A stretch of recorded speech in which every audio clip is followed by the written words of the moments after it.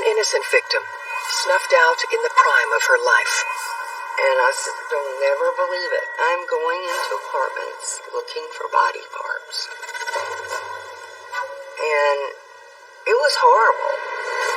In my numerous years of law enforcement experience, I've never seen anything as shocking and as horrific as that in my entire life. A gruesome murder with the marks of a sociopath. This is your girlfriend. I understand. We found a body. The truth will be revealed. I think his problem was that he thought that he was smarter than we were. Every day in North America, dozens of people are murdered. The key to solving the toughest of these homicides lies in the final 24 hours of the victim's life. To crack the case, detectives must reconstruct that critical timeline. The minutes and hours containing evidence that can help unlock the mystery and catch the killer.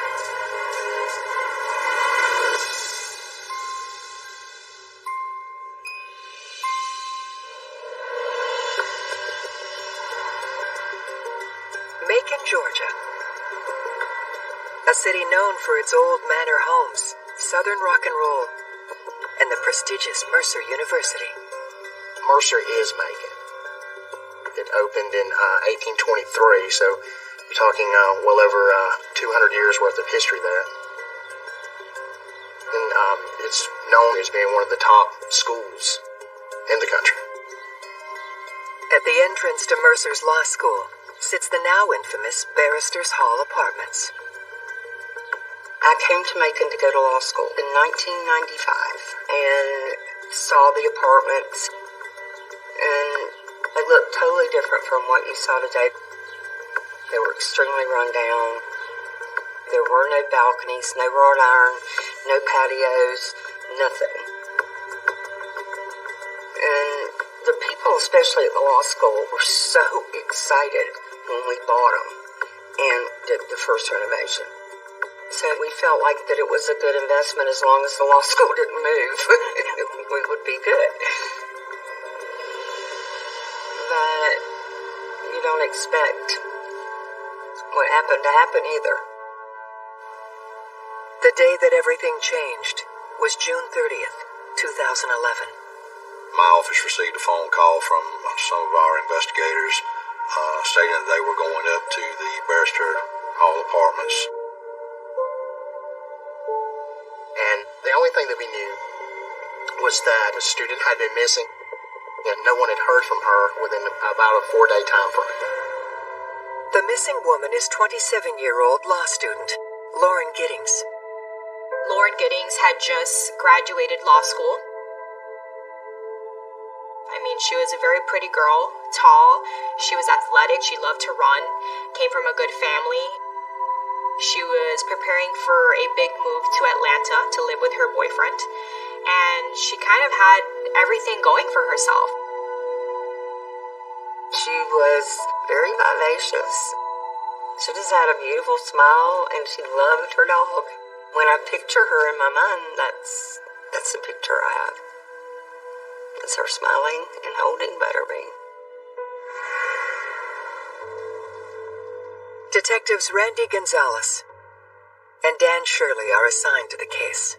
When the case first pops off, all the detectives in the Bureau, the Violent Crimes Unit, were called out to the scene. Her friends that she hangs out with said they haven't heard from her, which is unusual because of if they text her, she would normally text back to them at some point in time. The first place they search is Lauren's apartment in Barristers Hall. Nothing looked to have been disturbed in any way. It appeared to be in its normal state. The only thing that we saw that was probably out of place was the fact that her purse, her cell phone, and her keys were still there in the apartment, and that her vehicle was still parked in front of her apartment, which was suspicious in itself. We're thinking what's happened to her.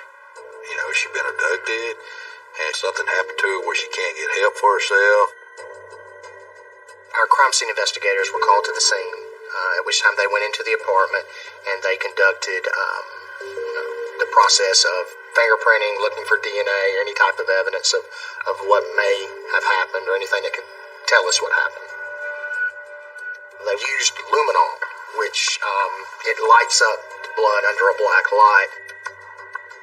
And when they sprayed her shower with that, it glowed like a Christmas tree.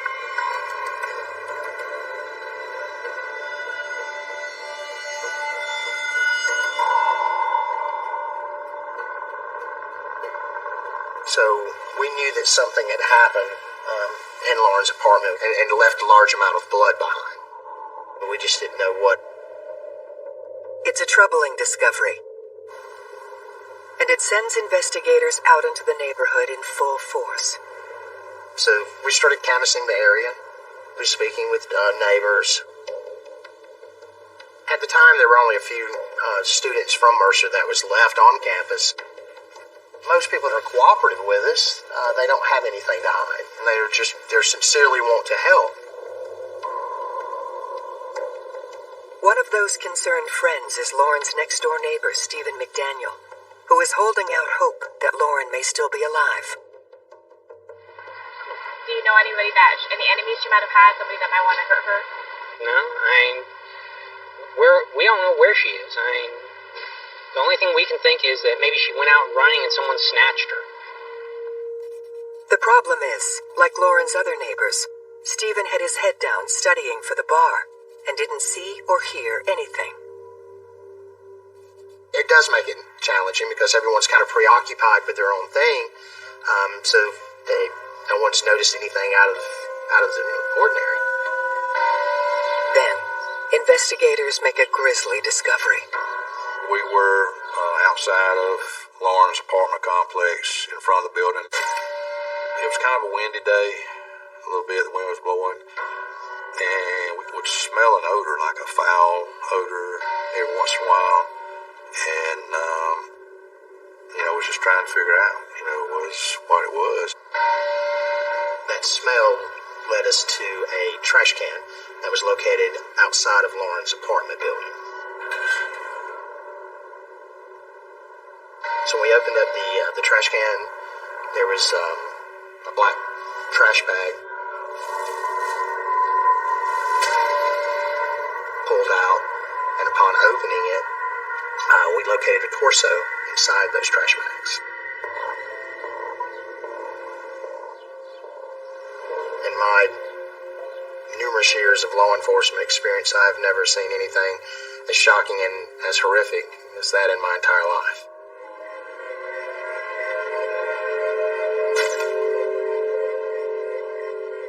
And unfortunately, we had a pretty good idea that it was Lauren's body. Detectives won't know for certain until the autopsy results come in. But until then, they're treating Lauren's disappearance as a homicide. I drove up, and the officer stopped me, and I said, I own this place. I need to get in here. So they let me through. And they had just, not 30 minutes before, found the torso and knew that we had a murder.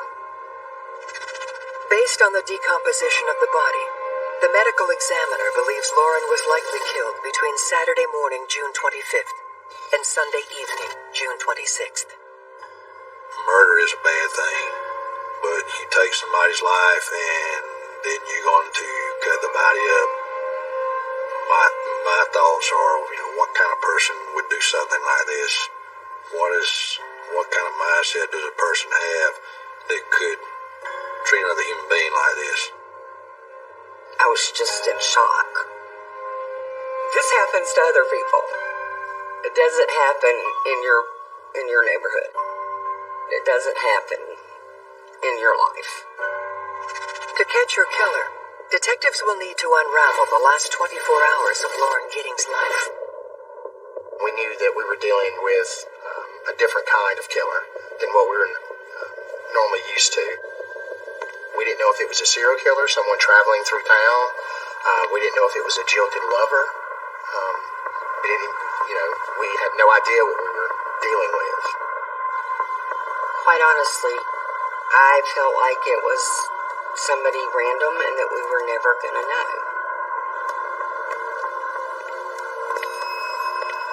When we see dismemberment used in any case of murder, number one, it can have a strategic or an instrumental purpose, which means to conceal the body in smaller parts so that it's never found. But often it can also have a symbolic or sexual purpose. There is actually a disorder called mutilophilia, which describes an offender's need to dismember and mutilate a body. So, in other words, the murder is just step one, and it's what comes after that's really motivating them.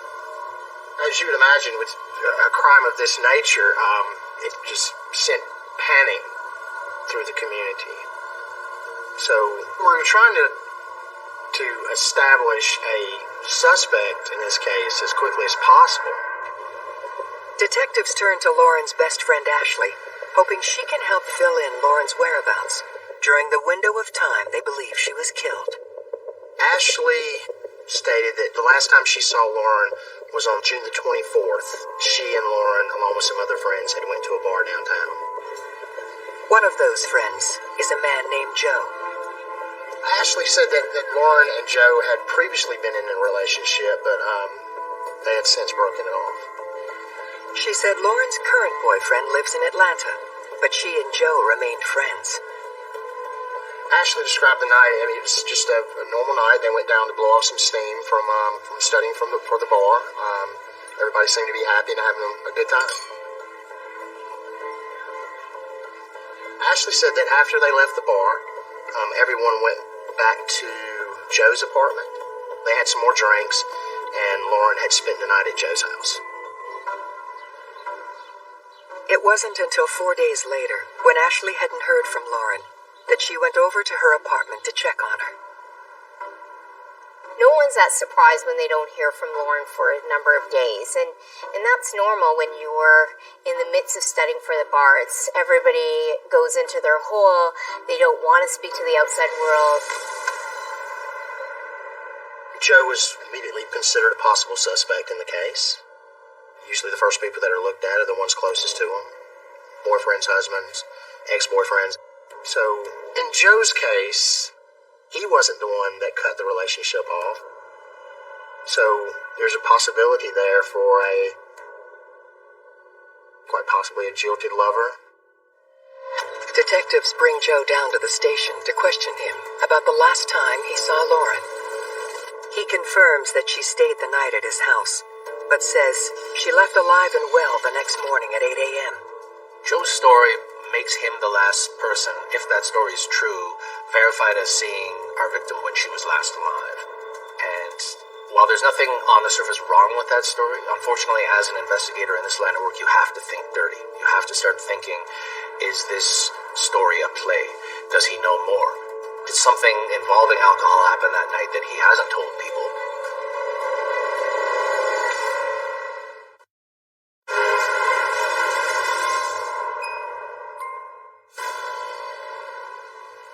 After finding what investigators believe is Lauren Giddings' dismembered torso in the trash can near the Barristers Hall apartments, suspicions are swirling around her ex-boyfriend Joe. The pressure was very, very intense. Like I said, due to the nature of the crime, the city in panic, so we needed to give them answers as quickly as possible. And Joe was the last person to see her alive. During the interrogation, Joe remembers something. When Lauren left his apartment on Saturday morning, she said she might try to sneak into the local country club later on that afternoon. So I went to the Healy Point Country Club, and she was actually captured on camera at the country club out by the pool and ordering a drink. The significance of the camera footage is that it gives us a new timeline of when the last time Lauren was alive. With Joe's story checking out, investigators shift their focus to Lauren's current boyfriend, David Vandiver. David lived in Atlanta, an hour away. He was an established attorney out there. He was about 20 years older than Lauren. We'd received information that David had planned on proposing to her, but he had also admitted that their relationship was a little rocky.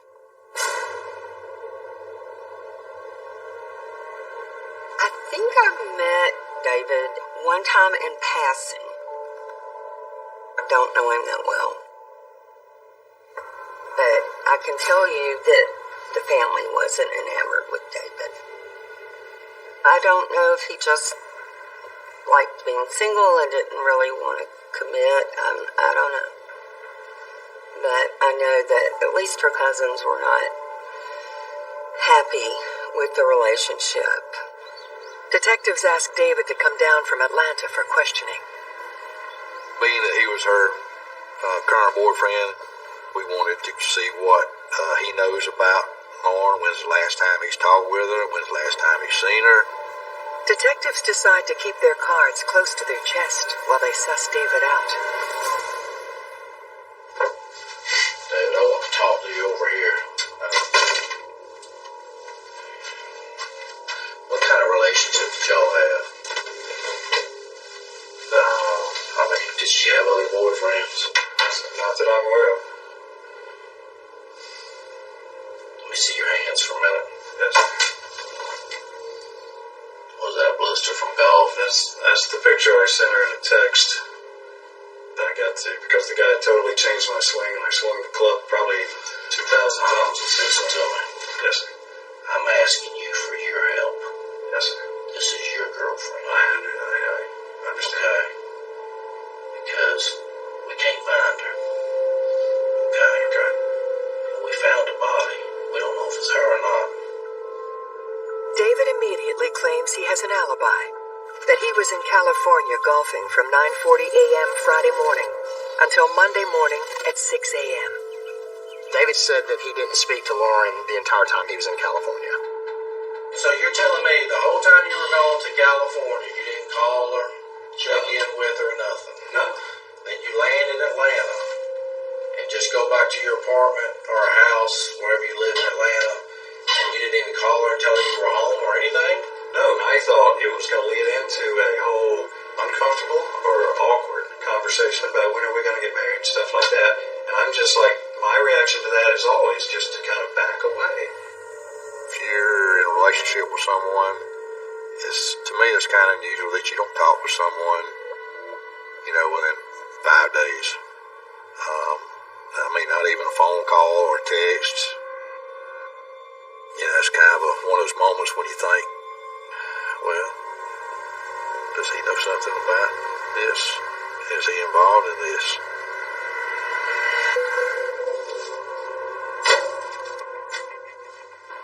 People that she goes to school with says that y'all had problems. We've never had recently. No, I understand that, but Do you have a key to her apartment? No, sir. David had a lot of motivation there. It very well could have been the fact that David, being the successful older man, and Lauren being the trophy, the fact that Lauren had spent the night with Joe a couple of days beforehand, we didn't know possibly if David knew about this and had, done harm to her. You don't know anybody that might want to harm her?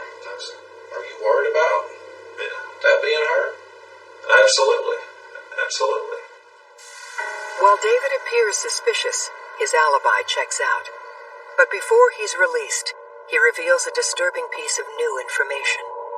So in interviewing David, he did provide us with an email that Lauren had sent him saying that she thought that someone had possibly broken into her apartment. David says he never responded to that email. We know at least on Saturday night at 10 o'clock when she sent that email that Lauren was alive at that time frame. Detectives begin to develop a new theory about Lauren's murder. Well, that was significant in the fact that now if we have someone that's broken into our apartment, we also have a possible another suspect on the case. It's possible that someone was actually stalking her.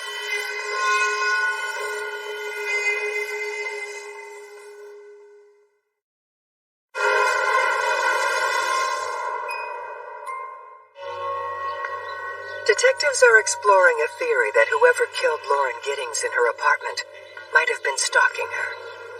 There was no forced entry to the apartment.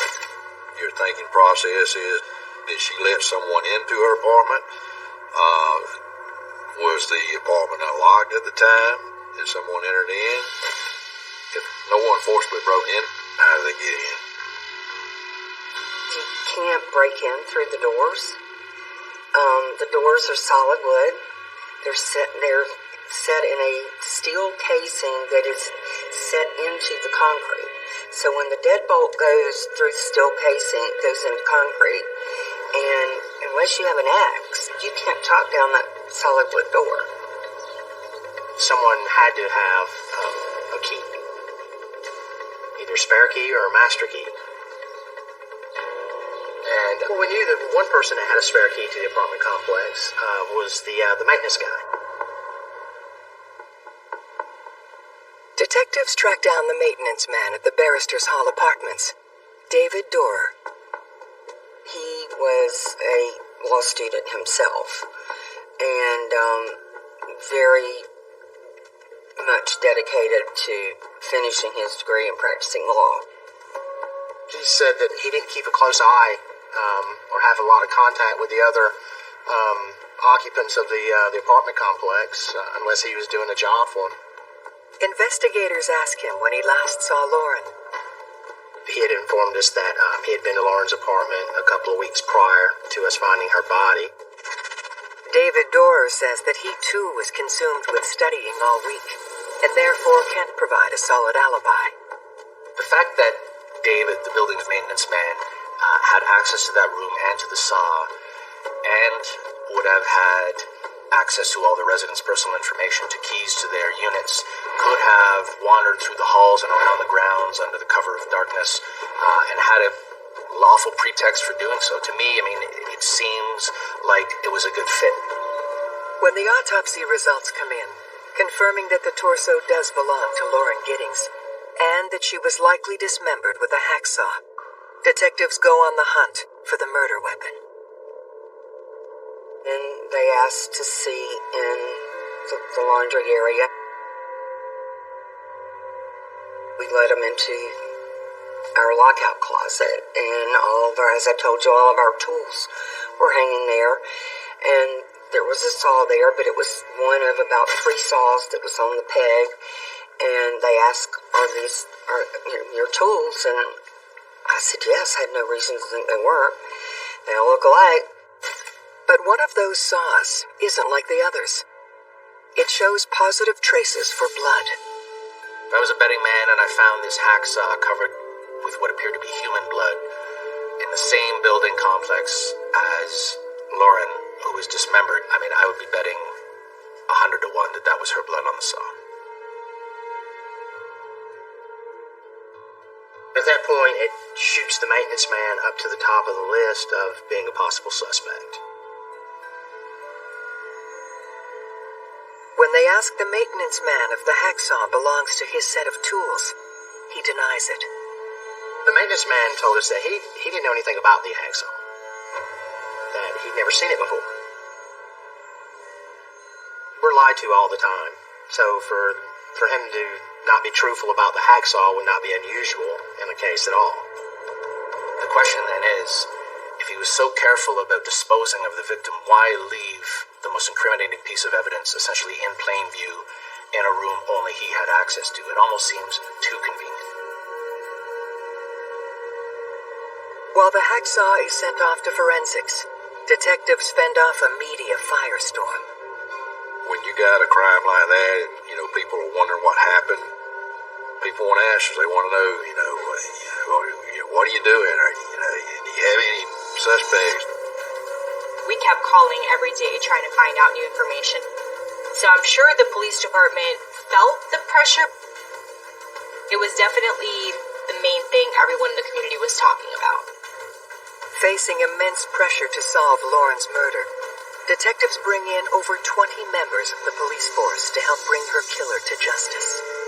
I think once they found the hacksaw in the laundry room or maintenance room of the development, they knew that it had to be someone who, either lived in that development or was very close to it.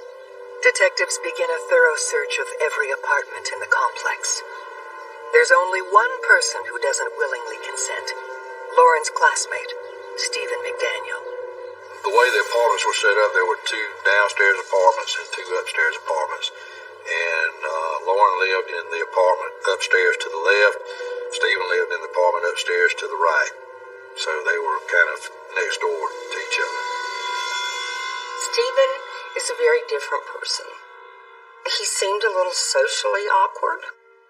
Some of the conversations he would have with me when I was on site working in the flowers or whatever, he'd stand there and talk to me for 30, 45 minutes about the entomology of bugs. And that was Stephen. Suspicious about why Stephen won't voluntarily allow a search of his apartment, investigators question him downtown. And I remember getting so upset because they were treating Stephen differently. All right. I just got to ask you a few more questions. I remember saying to one of my friends that they're stereotyping.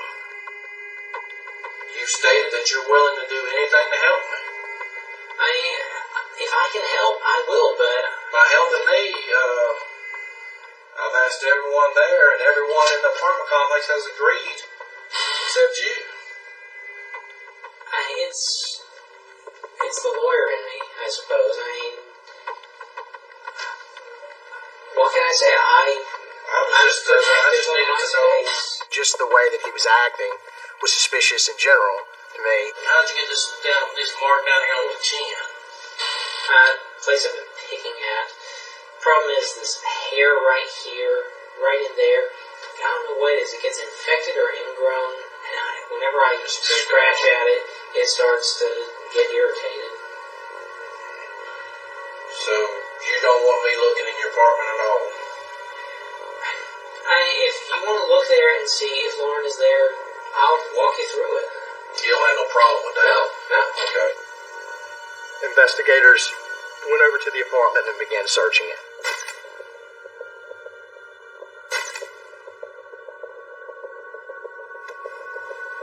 They had noticed in his apartment condoms. And we knew that within speaking with him that he had made some comments about saving himself for marriage, that he was a virgin.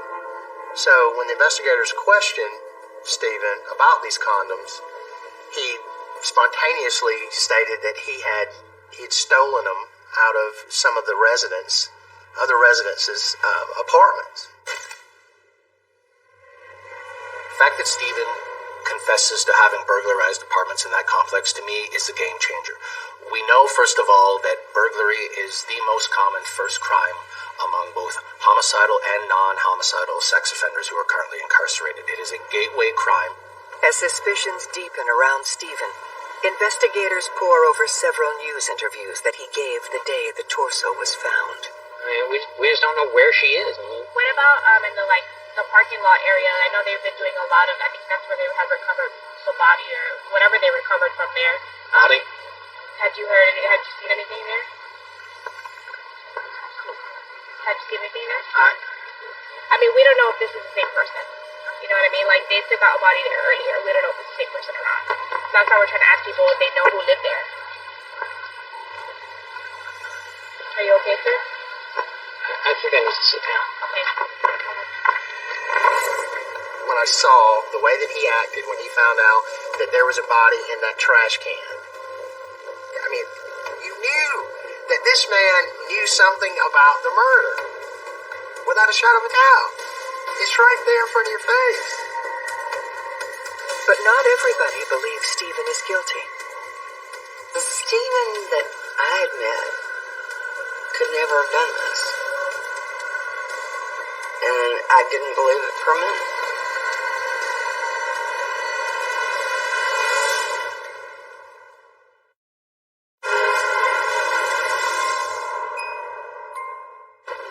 Stephen McDaniel has confessed to burglarizing his neighbors. leading detectives to wonder whether he was the stalker who murdered Lauren Giddings in her own home. We were able to take a burglary warrant out on him. He was subsequently arrested on that burglary and held until we were able to possibly get enough evidence to prove murder. With Stephen in custody, investigators obtained a search warrant for Stephen's apartment, where a more detailed search at that time was conducted. And during that search, they located a pair of panties. So, in my mind, as a psychologist, I'm thinking, what is Stephen's fantasy life? What is he thinking about? What is sexually arousing to him, and how may have Lauren fit into that? They send the underwear to forensics for DNA analysis. Meanwhile, they make a startling find in Stephen's apartment.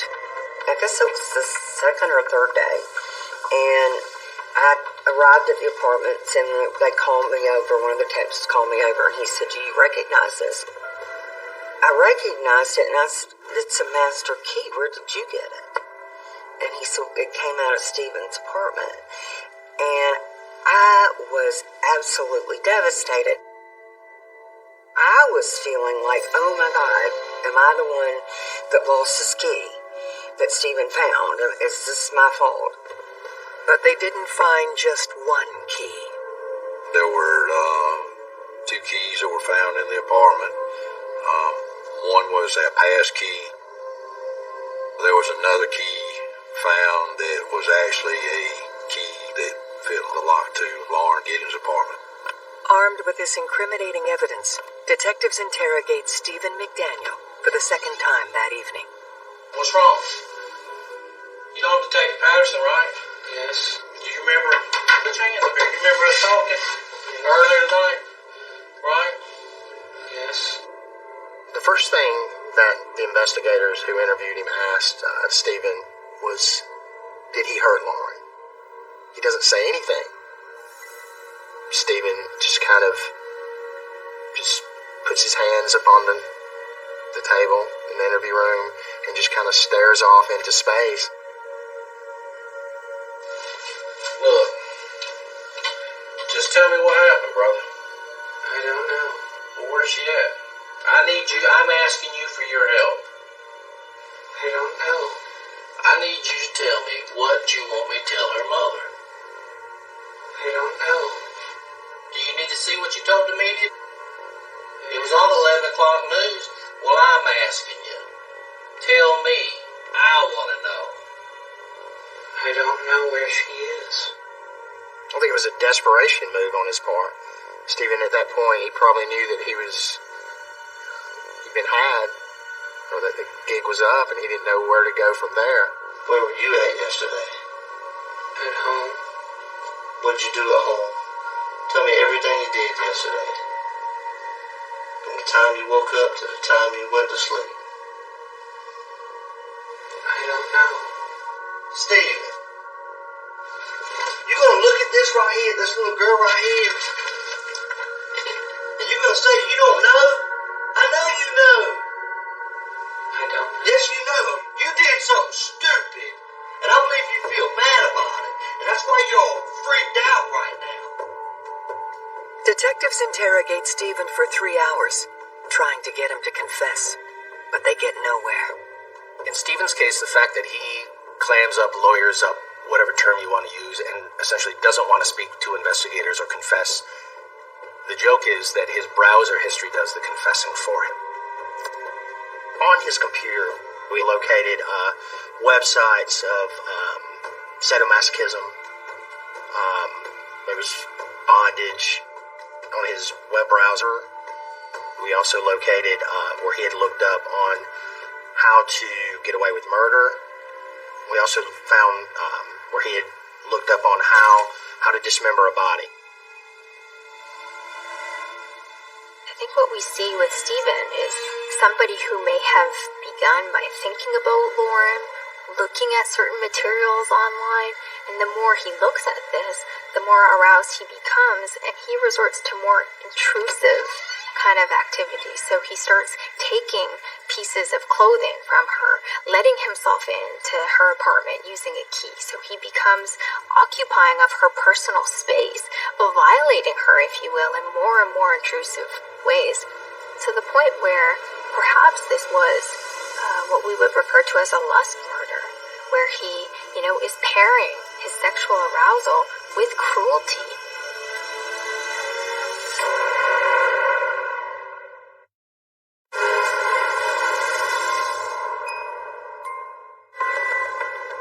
Working to build a solid case against Stephen McDaniel, detectives are digging for irrefutable evidence to charge him with the murder of Lauren Giddings.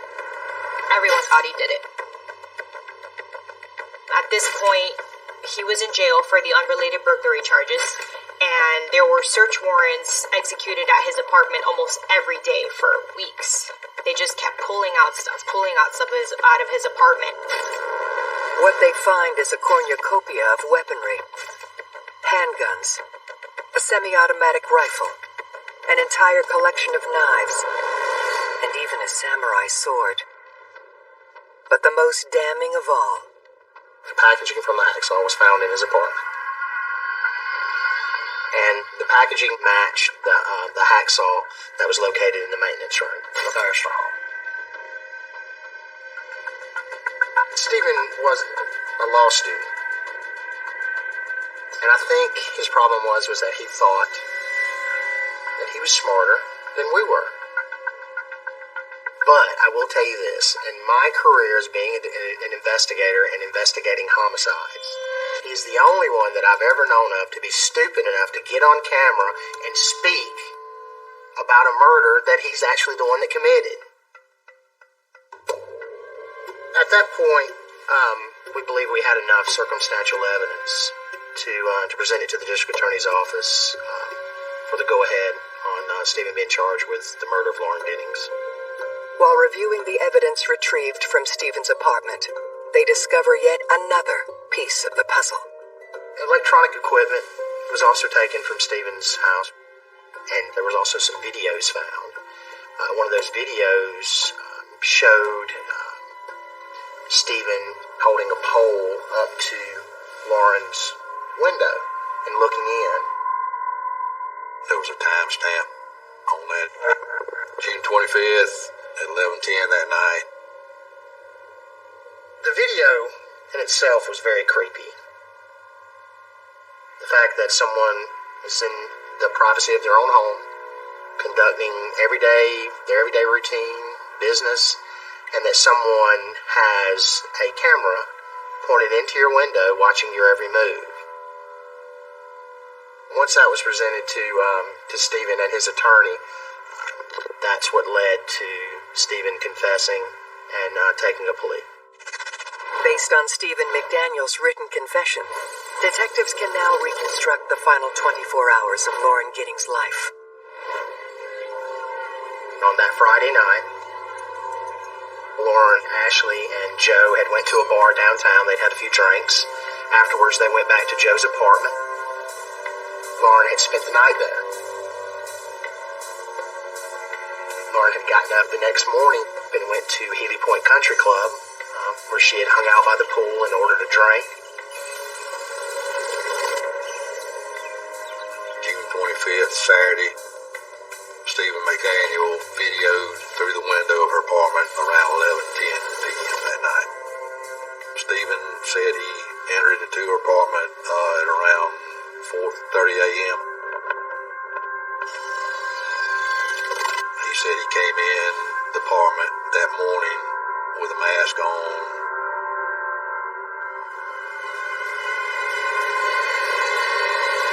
She awoke and screamed, "Get out of my apartment."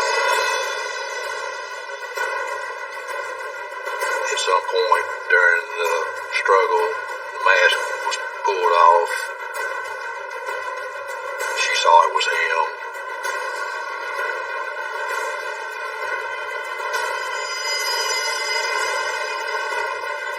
Confessed to strangling her to death.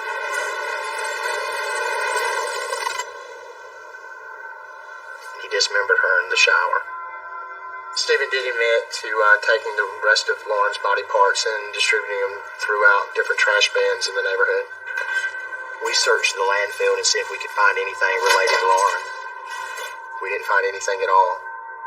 There's only one person that knows where the rest of Lauren is, and that's Stephen McDaniel. I think that for Stephen, the clock ran out. He didn't think that police were going to find that torso that morning. He was counting on the dumpster coming in and picking up that trash bin and taking it to the landfill. After that, everything was in motion and he didn't have time to catch up. I believe Stephen's motive was purely lust, murder, all wrapped up into one.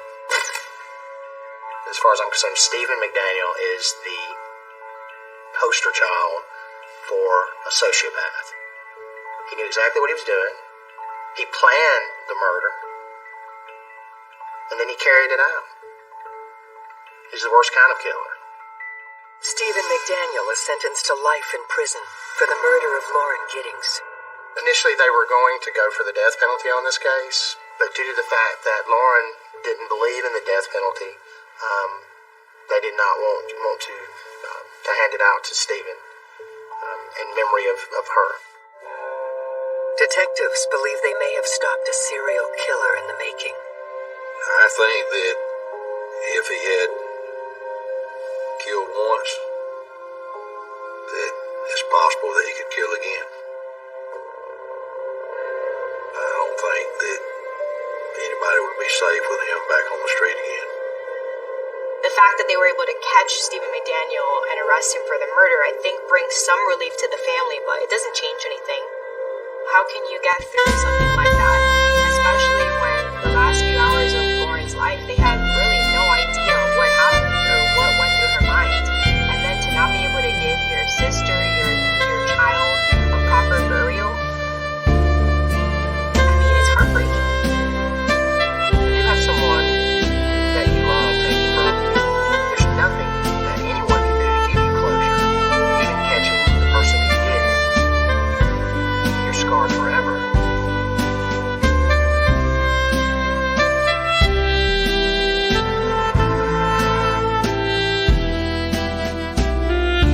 This was a brutal attack on Katrina's son. A senseless murder of a bright young woman. The individual who attacked her was going to make sure that she did not survive. As the investigation expands, the mystery deepens. She felt that she was being followed or stalked by somebody.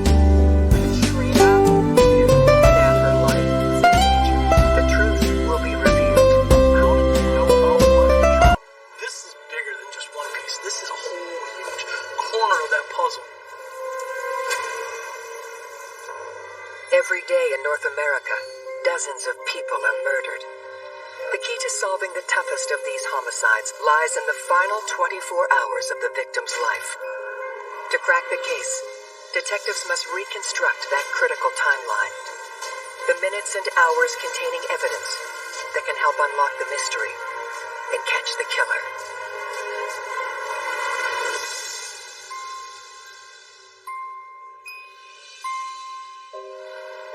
Machesney Park, Illinois. A quiet enclave 90 miles west of Chicago.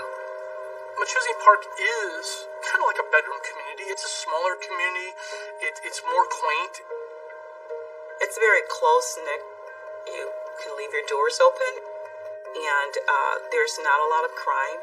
You have your vehicle burglaries. You have, your home burglaries that happen. Crimes of opportunity. Crimes of violence in Machesney Park, that doesn't happen every day. That's not Chicago. It's more relaxed. It's a safer city. But on the afternoon of October 23rd, that peaceful tranquility is brutally shattered.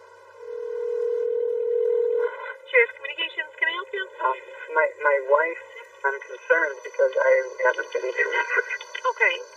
We had a frantic, distraught, worried husband, Todd Smith. He reports that his wife has disappeared. You haven't been able to reach your wife? Right. What's your wife's name? Katrina? He had seen her the night before. And now all of a sudden, he's very concerned because she hasn't contacted him. She hasn't answered the phone. And he doesn't know what's happened to her. The missing woman is 30-year-old Katrina Smith. From the information we gathered about Katrina, she's a super friendly woman who would do anything for anybody. Katrina works in human resources at a local automotive plant. She was at work every day at 8 o'clock at Cameron Industries. Excellent employee, always had a smile on her face, always cheery. She attended church in Rockford quite regularly. She was very devoted to her family.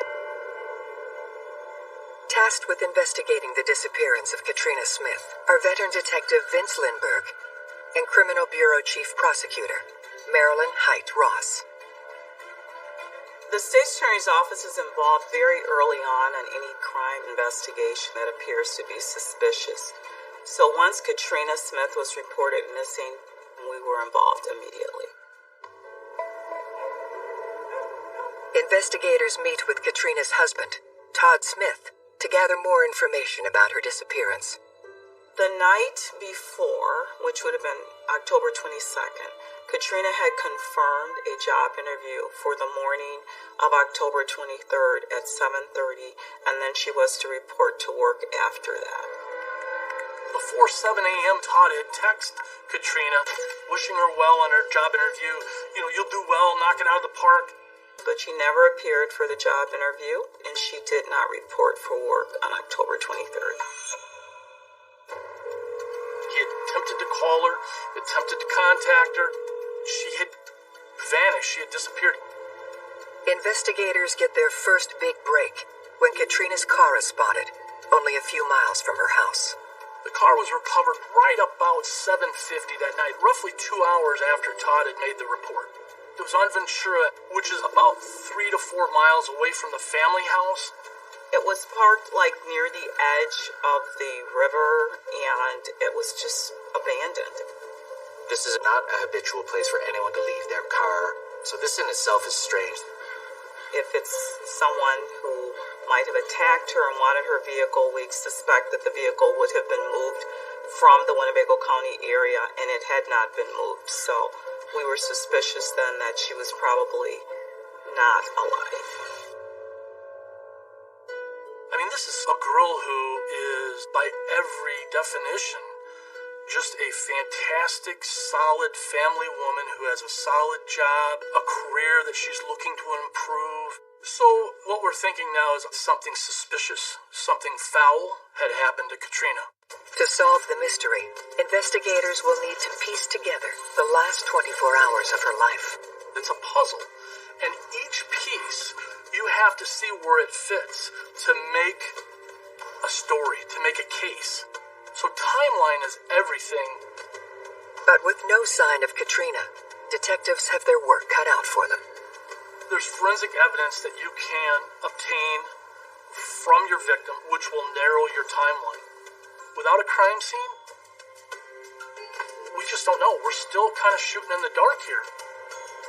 The community of Machesney Park bands together to help find Katrina Smith. Hundreds of people, literally, come out from the community searching everywhere. They were instructed anything they thought was unusual or suspicious to right away call us, and we would have our crime scene officers come out and gather up that evidence. After hours of searching, authorities find some unsettling items on the side of the road. We located her cellular phone, which was found in a bush that was not far from the marital home in the area of the Rock River. We also located her purse, which was found in that same area a short distance away. This is not consistent with someone who just took the day off work and is playing hooky, or someone who has decided to go missing or make themselves disappear. The abandoned vehicle, along with the personal items, are an ominous sign.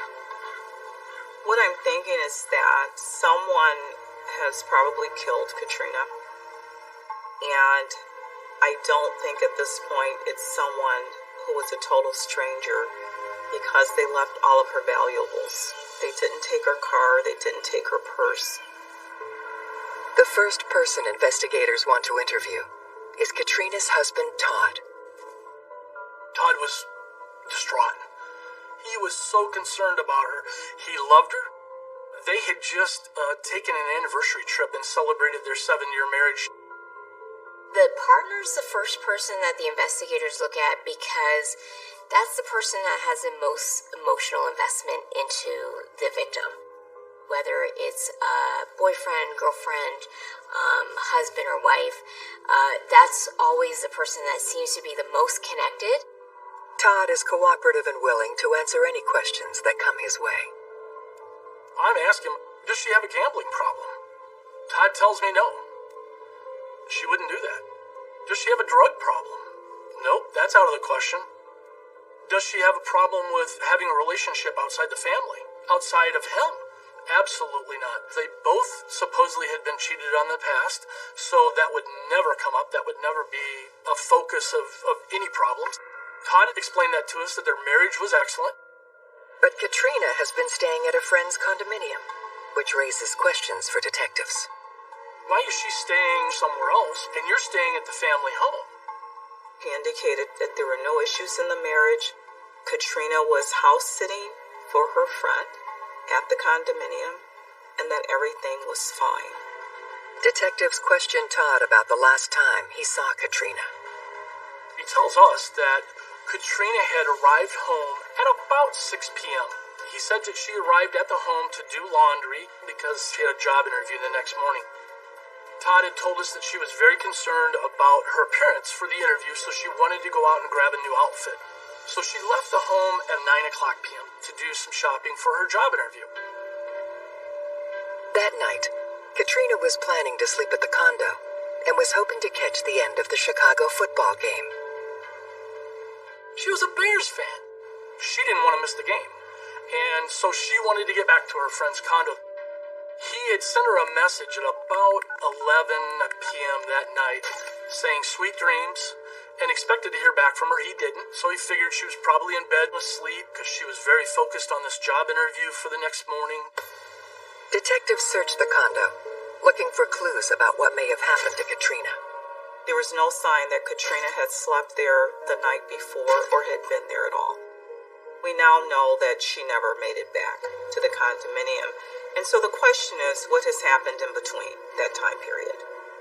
Detectives have now determined Katrina was likely killed between 7:30 a.m. and 9 p.m. the night before, on October 22nd. Armed with this information, they questioned Todd about his whereabouts during this time period. After Katrina left the family home that night, Todd had told us that he did do some emailing on his computer and then went to bed. Now, we know from Todd's cell phone that he did text Katrina at about 11 p.m. that night or shortly after 11 p.m. and said, sweet dreams, good night.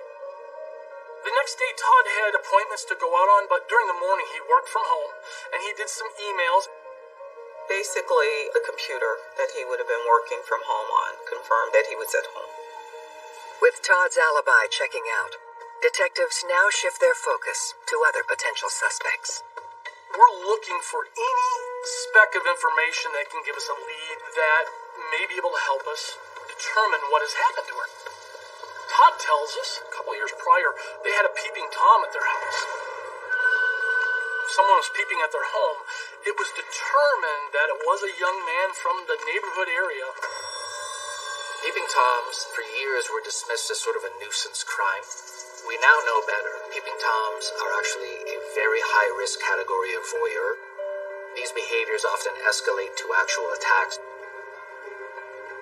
This could have been a person lurking around the home to potentially attack her once she had left the home. In the investigation, we find out the young man's actually connected to Katrina and Todd through a church youth organization. He lives in the neighborhood. He has been to the house before. We want to look into that. That's a potential lead. I mean, if he's peeping 2 years ago, has his behavior progressed to murder?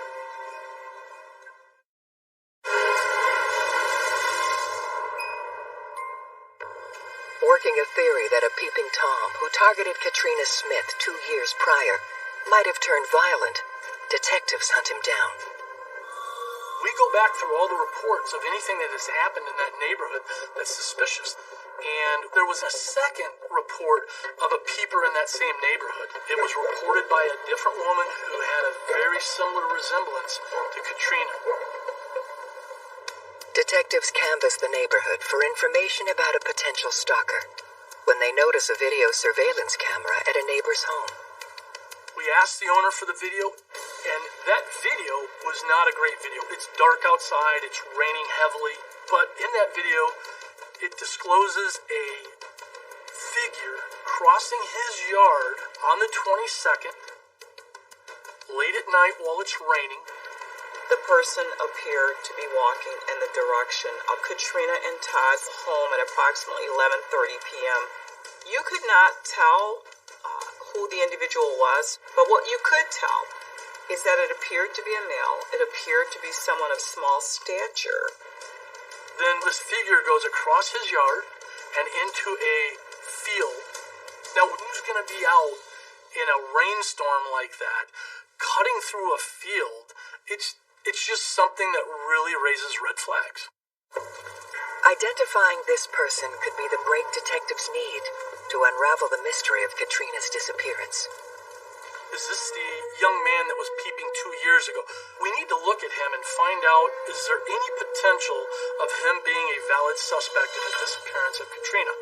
Is that minute possibility may be the key to open up the whole case? Detectives track down the peeping Tom, who's now living several hours away. This individual was in fact in college and was on the college campus at the time that Katrina went missing. He tells detectives he never left campus that night. They check the school's security logs and video, which confirm the young man's story. Law enforcement was able to substantiate that he was nowhere near Katrina the night she went missing, nor the marital home. With the peeping Tom theory proving to be a dead end, detectives return to the timeline, hoping it will reveal something new about Katrina Smith's final steps on the day she disappeared. Katrina Smith worked as an HR representative. She had worked in that field for approximately 4 to 5 years. She was very well liked by her co-workers and her supervisors. Christina, her supervisor, had last seen her on October 22nd, that Monday, at approximately 5 p.m. when Katrina had left work. Talking with Katrina's supervisor, detectives learn about an alarming incident that recently took place at Katrina's office. Christina tells us it was during a lunch hour at Cameron Industries where a vehicle had pulled through the parking lot and disseminated about 300 or so flyers. The flyer was very derogatory, and it was disparaging the character of Katrina Smith. Why would anybody disseminate flyers through a parking lot of a business, ridiculing and demeaning Katrina? So this is very disturbing. This is someone whose anger justifies and rationalizes what they do next. It could be distributing flyers one day, posting things on social media one day. It could be something much worse another day. Initially, it was not reported to the police because everyone thought it was just an isolated incident. But after she went missing, we were able to recover the video. The driver of that vehicle, he or she, was disguised with a wig, glasses, and unfortunately, the vehicle, although it was black, we had no license plate because the license plates were not on the vehicle. From the video, it's impossible to identify the car or the driver, but detectives have gained a shocking new detail about Katrina's personal life. The flyer also indicated that she was having an affair with someone and was cheating on her husband. So now we have a flyer that's being disseminated by an unknown suspect that's referring to Katrina having a relationship with somebody at work named Guy. Guy Gabriel is a recently divorced co-worker who has been seen spending time with Katrina. We're getting this information from Christina at work that there is rumors that Guy Gabriel and Katrina are having a relationship. Katrina had eventually started to confide in Christina that there were marital issues and that the marriage was not going well. This was something that was never mentioned by Todd Smith in the initial interview. We don't know that Todd Smith has any knowledge of their relationship. And as a matter of fact, in his statements, he swore that they had gone through some relationship problems in the past and that they would never seek comfort outside the home. Detectives learn more about Katrina's relationship with Guy Gabriel. When our crime scene officers ended up diving into Katrina's phone, we confirmed that Guy Gabriel and Katrina were having a romantic relationship. They went out a couple times for lunch a few times and talked, and she shared problems with Guy. But then eventually that relationship became closer. And he had come to the point where their conversations had been about Katrina divorcing Todd Smith. Investigators bring Guy Gabriel into the station for questioning. He was irritated a bit that we wanted a formal interview. They ask him to recount the last time he saw Katrina. Sunday night, which was the 21st, Guy Gabriel and Katrina had stayed together at Kelly's condo. On Monday morning, Guy Gabriel gets up. This is the morning of the 22nd, and he sees her off to work. The next time Guy communicates with Katrina is when she returns to her home that night after work. The last communication that we believe Katrina made to Guy Gabriel was at approximately 7:30 p.m. when she indicated she wanted to be at the condominium for Monday Night Football. Katrina may have only texted Guy once that night, but he was texting her nonstop. The night of October 22nd, he's on edge, waiting to hear from Katrina on whether or not she was going to disclose to Todd that she wanted a divorce. That night, their text messages indicate that Guy was very concerned about, have you told him yet? How's things going? He wants her to tell Todd that the relationship's over with.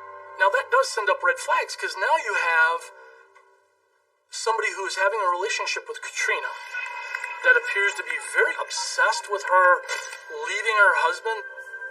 This can very quickly escalate to become a very dangerous, volatile situation. You introduce jealousy, you introduce resentment, and those can be powerful motivators for someone who lacks basic impulse control and who needs to be in control. We don't know that she's ready at that point for sure to tell Todd that she wants things done with. Maybe she's changing her mind. Maybe something else has happened. Did Guy Gabriel then get upset and something happened between the hours of 9 o'clock and the following morning? At this point, we don't know exactly where he's texting her from. Is he texting her from around the corner? Is he watching the house? Is it possible that after she leaves the home, as Todd says, to go back and shop, that her and Guy Gabriel meet up? He is our primary focus. He is our primary suspect. Could this be the guy? We have to investigate him.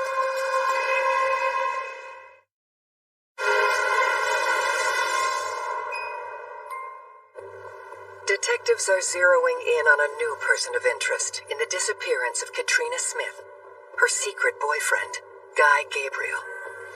So, did Guy Gabriel have any contact with her that night, either near the home, or did they meet up later that night, and then things went awry from there? That is a possibility. They look into Guy's movements in the critical window during which Katrina went missing. Guy Gabriel indicated that Sunday night he had stayed at the condominium with Katrina Smith. Katrina went to work that morning, and then that evening he left to go to work because he worked the graveyard shift. Guy's shift began at 8 p.m. on October 22nd, and he said he was at work until 8 a.m. the next morning. There's always an opportunity to leave work, right? So we went to Cameron Industries. Detectives checked video surveillance and the security logs at Guy Gabriel's workplace. They show that he was in the building the whole night. We were able to pull all of the video footage of him being in and out, supervising other individuals who had interacted with him. If Guy Gabriel would have left Cameron Industries that evening during work, we would have seen it on that video. So we were able to eliminate Guy Gabriel. With Guy Gabriel now in the clear, the investigation hits a roadblock. It's frustrating. I try to take a personal approach to every case I work, I really do. This case for me was about Katrina, and once you learn about Katrina and what a wonderful person she was and what a wonderful family she has, you want to do the best job you can for them. You want to solve this case, and you want to do it right. Investigators turn to her family for more information regarding Katrina's final movements. Bruce was Katrina's stepfather. He basically raised Katrina with her mom, Vicky. He was with us. He was so concerned about her. Detectives ask Bruce if he knows of anyone who would want to harm Katrina. He tells us that Katrina feels that she's being followed and stalked by somebody. She just didn't know by whom. Katrina was so concerned that she has a conversation with a Verizon employee talking about is there any way somebody could bug or clone her phone because she feels like somebody's keeping track of her and following her. And then all of a sudden on the 19th, he gets this text from her asking about getting a gun for protection. So, the alarm bells are going off with him. Talk of getting a gun just days before she goes missing suggests Katrina was looking to defend herself. It is apparent that Katrina was in fear of something, and that she felt that she was being followed or stalked by somebody.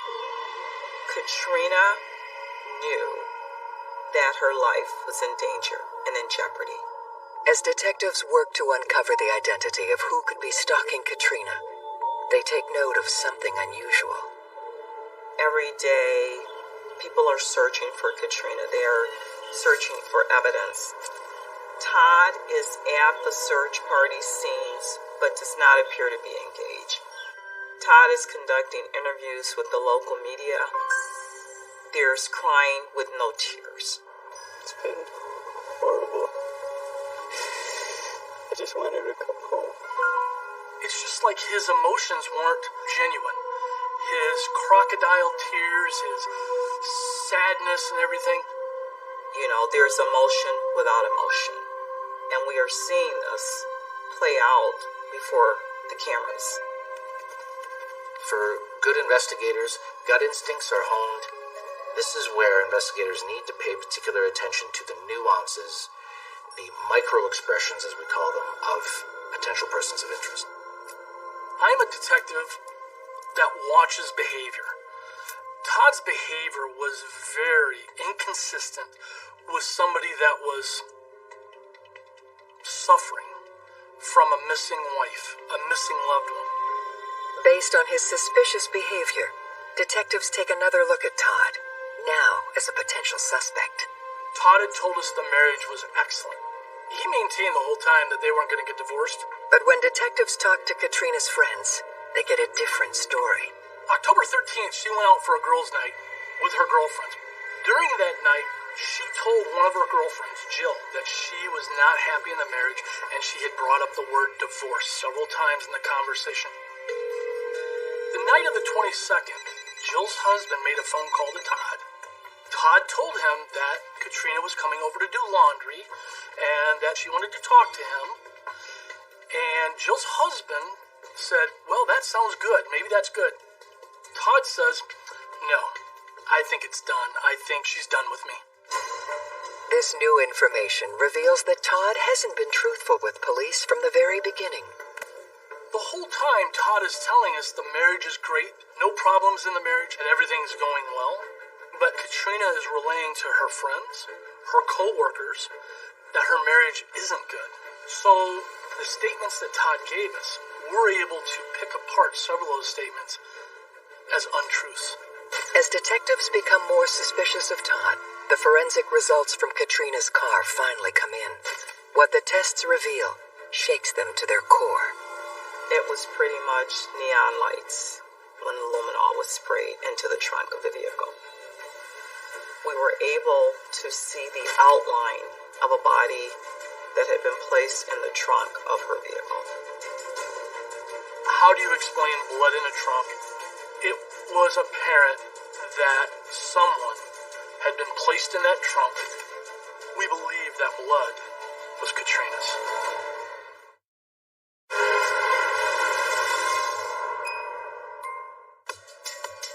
Detectives have found Katrina Smith's blood all over the trunk of her car, revealing that this may be more than just a missing persons case.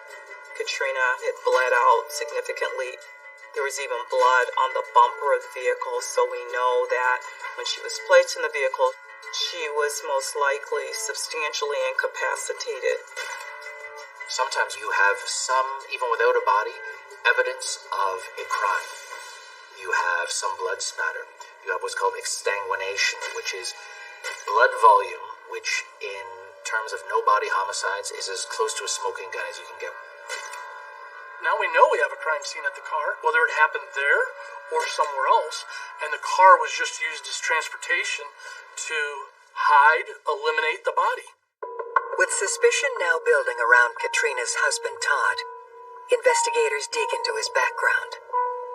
We know that Todd Smith had a business where he was a financial advisor, and this was his own business. It was not as productive and successful as he had portrayed it to be. He was facing a fraud lawsuit in federal court. Katrina was actually the breadwinner in the family. She was the one that paid for the mortgage on the home, that paid all of the bills. Todd's potential motive for murdering his wife starts to become crystal clear. We also learned that Todd was very possessive and jealous of Katrina, and the fact that she might now want to move on and get a divorce was very disturbing to Todd. As detectives look deeper into Todd's past, they learn something even more alarming. In the investigation, I ended up speaking with a family member of Todd Smith's, and his name was Justin. Justin was a half-brother to Todd. The story was that at 17 years old, Todd ended up disconnecting a gas line from the stove and ended up blowing up the home in an attempt to kill Justin, his sister, the mom, and the dad. At the time, Todd was sentenced to 30 months probation, and he became permanently estranged from his family. It paints a picture of someone who appears to be a meek and mild individual, but underneath there's a seething pot of anger and jealousy that erupts in a violent manner that could end in someone's death. When we learn more about Todd's past, that he's this troubled, violent, fire-starting teenager, this Jekyll and Hyde character emerged that then casts, I think, further doubt on all of his stories. As detectives uncover Todd's criminal past, they get a phone call that turns the case on its head. Todd is upset. Todd is very upset. And he discusses how upset he is about Katrina's blood being found in the trunk of the vehicle. For detectives, this is a red flag. No one in the sheriff's department has released the information about Katrina's blood being found in the car. He tells us one of Katrina's family members told him about it. So, we're talking to the family members. None of them knew anything about it. So how did Todd know about blood in the trunk? Only the killer would know that there would be blood in the trunk. That had not been released to the public. It had not been disclosed to the family members. Now believing Todd likely murdered Katrina, investigators search for physical evidence to tie him to the crime. We searched the computers and we were able to find remnants of this disparaging flyer that had been distributed at Katrina's workplace before she went missing. Now, how does that flyer, outlining a relationship, very rudely might I ask, between Guy and Katrina, how does that flyer end up on his computer? Did Katrina put it there? No. Who's the only other person that could have authored that on his laptop? Him? The individual distributing the flyers in disguise, in fact, ended up being Todd. Todd did everything he could to try to erase everything, but he doesn't realize that a computer keeps secrets even when you try to delete them.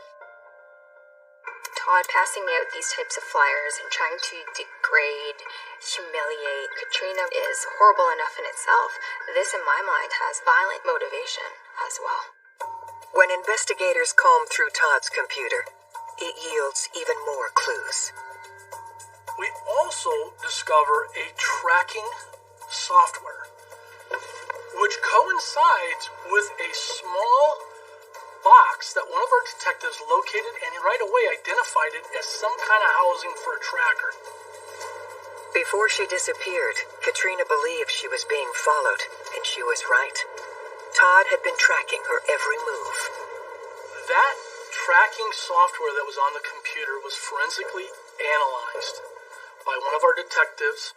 He was able to show that the night Katrina disappeared, the night of October 22nd, that tracker was taken from the car, then seen following a path through the woods, which coincides with the resident who has the videotape of that figure going across that gentleman's front yard. It then concludes its tracking just a very short distance from the Smith home. What we believe Todd did was after he had dumped her car, he removed the tracking device, but he thought it was off and it was not. This is that huge piece of the puzzle. This is bigger than just one piece. This is a whole huge corner of that puzzle.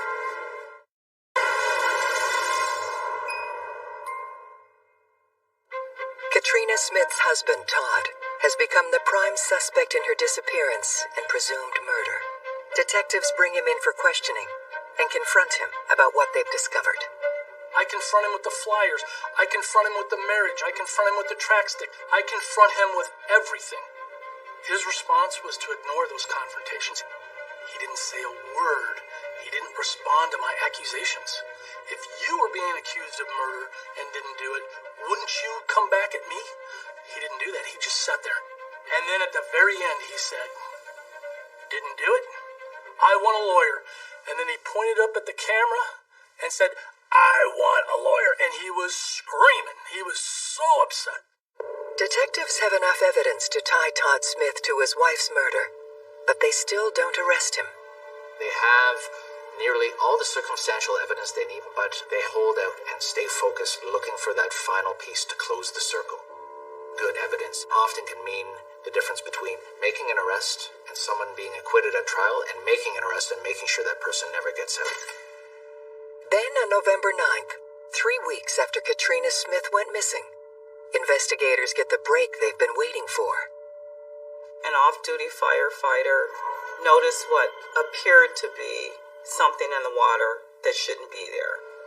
Unfortunately, through that investigation and through that autopsy, we were able to determine it was Katrina Smith. Individuals always think that when they toss a body in the river that they get rid of evidence, but they really do not.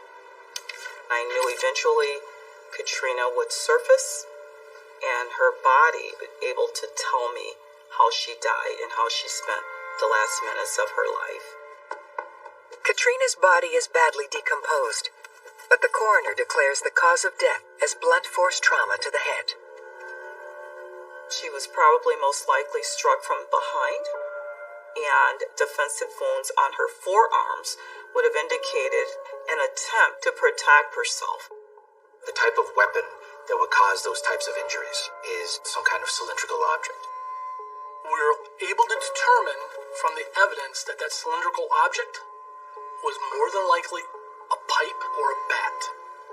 This was a brutal attack on Katrina Smith. The attack showed that the individual who attacked her was very aggressive, was very emotional, and was going to make sure that she did not survive the attack. Detectives searched the Smith home, looking for the murder weapon. The bat was found during the execution of one of the search warrants in the garage in a corner.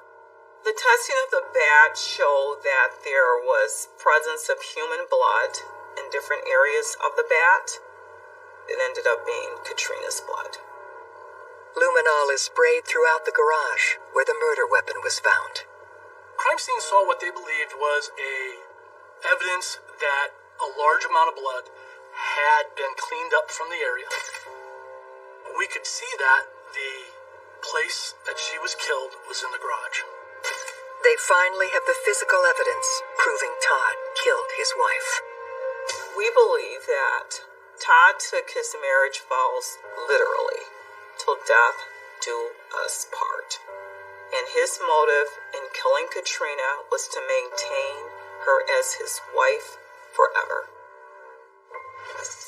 Investigators are now able to complete the picture of what they believe happened to Katrina Smith in the final 24 hours of her life.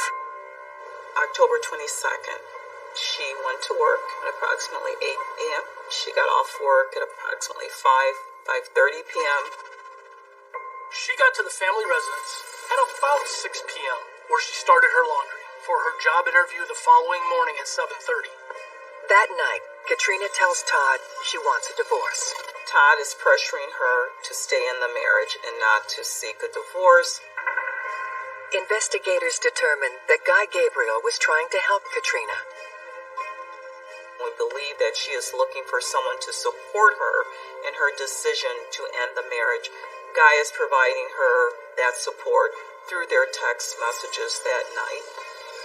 We believe what happened next is when she got ready to leave the home and go back to the condo, Todd was very upset.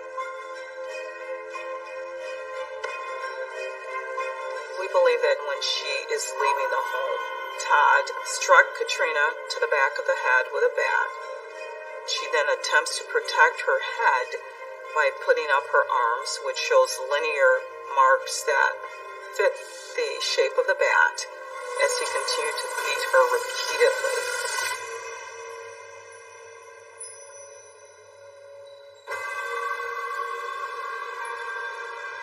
He then dragged her to the back of her vehicle and placed her in the fetal position in the trunk of that car, where she died. We believe that Todd drove Katrina's body to the bridge shortly after 11. He dumped Katrina's body into the river.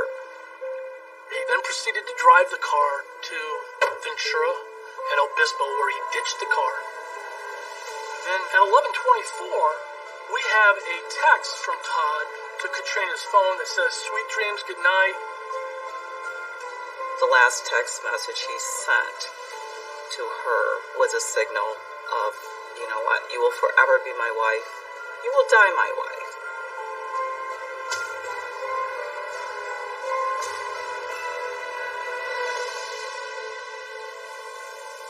On November 21st, 2012, Todd Smith is charged with first-degree murder. The timeline basically put this case together and tied it in a bow.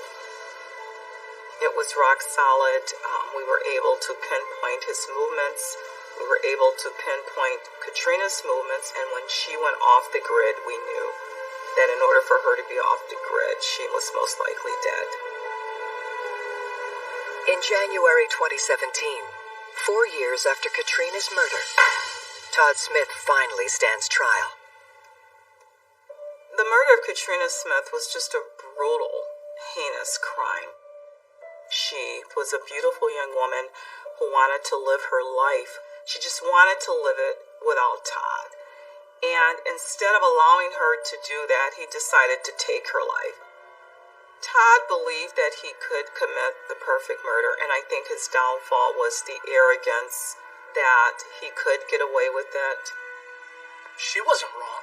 Her instincts were right there. She was being stalked. She just didn't know by whom. It was her own husband stalking her for years. The jury finds Todd Smith guilty of first-degree murder. He is sentenced to 59 years in prison. I think about her all the time. I have pictures of her during her beautiful life that her family has shared with me, and I keep those pictures close at hand as a reminder of why we do what we do, more importantly, why I do what I do. With every police officer, with every detective, with everybody in law enforcement, there are those cases that attach themselves to your soul, to your heart. Katrina and her family,